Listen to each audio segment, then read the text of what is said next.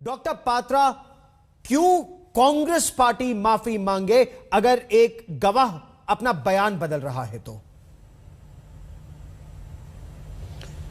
देखिए, गवाह अपना बयान बदल रहा है, ये इतना सिंपलिस्टिक नहीं है गौरव जी। इन सभी केसों को आपने खुद व्यक्तिगत रूप से भी स्टडी किया हुआ है और मैं बहुत संक्षेप में, बहुत ब्रीफली बताना चाहूँगा। 2006 में, 2008 में दो बार जो मालेगांव ब्लास्ट हुए थे, इन मालेगांव ब्लास्ट में 9 लोग पहले गिरफ्तार हुए थे, जिनमें इनका सरगना शब्बीर बताया गया था। जो शब्बीर था वो एलईटी का फ्रंट फेस था।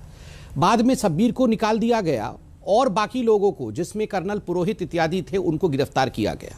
ठीक उसी प्रकार समझौता एक्सप्रेस ब्लास्ट में आपको जान के आश्चर्य होगा कि United states of America, US ने, और UNSC, United nation security council ने आरिफ कासमानी नामक पाकिस्तान के व्यक्ति को इसमें संलिप्त होने का विषय कहा था कि Arif Kasmani was the one who blasted the Samjhauta express.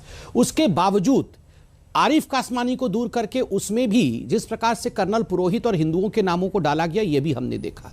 26/11 में भी ठीक उसी प्रकार की एक कोशिश की गई थी कि आप किसी भी कीमत पे 26/11 से कसाब को हटाओ और 26/11 आरएसएस और हिंदुओं की साजिश है, इसको आप रखो। यहां तक बात गई थी, यह रिपोर्ट छपे हुए हैं, कि जो डेविड हेडली था उसने लाल रंग की मौली खरीदा हुआ था, इन सारे आतंकवादियों के हाथ में लाल रंग की मौली पहनाने वाला था, ताकि ये बाद में जब मारे जाते तो हिंदू कहलाते और हिंदू आतंकवाद का तगमा जो है 26/11 पर भी लगता।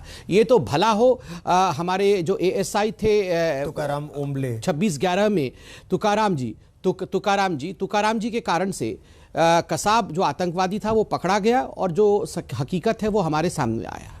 ठीक उसी प्रकार मालेगांव ब्लास्ट का आज जो सच्चाई आया है, यहां पुलिस अधिकारी बैठे हैं, आप उनसे पूछिए। 2008 का मालेगांव ब्लास्ट, एटीएस मुंबई शुरू करती है इसको देखना। 2011 में एनआईए इसको टेक ओवर करती है। जो कॉन्ट्राडिक्शंस एनआईए और एटीएस के बीच में थी, वो कॉन्ट्राडिक्शन तो हमारे सरकार के समय नहीं थी।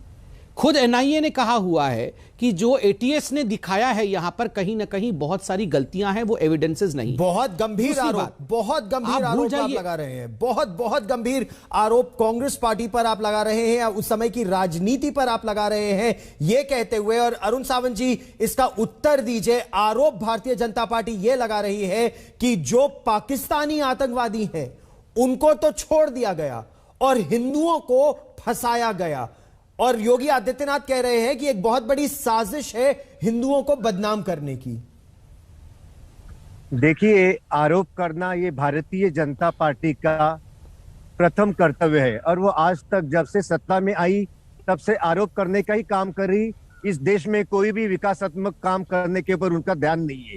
दूसरी बात, आज आपको मैं एक इंपॉर्टेंट बात बताना चाहूंगा कि भारतीय जनता पार्टी, केंद्र सरकार, टाइमिंग जो होता है, टाइमिंग, किसी भी चीज का टाइमिंग साधने में काफी माहिर है।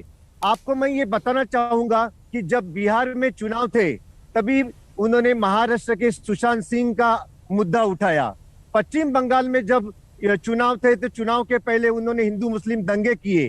पंजाब में अभी जब विधानसभा के चुनाव है तब उन्होंने बॉम्ब ब्लास्ट का वहां पर एक करने का प्रयत्न किया। उत्तर प्रदेश में अभी विधानसभा, आप आरोप लगा रहे हैं कि जो पंजाब में हमने बॉम्ब ब्लास्ट किया, उत्तर प्रदेश में अभी इलेक्शन है तो उन्होंने नहीं, मैं ऑब्जेक्ट करता हूं नाम योगी गौरव जी, ये बहुत ही गंभीर मसला है। मैं संबित पात्रा जी, बहुत गंभीर है।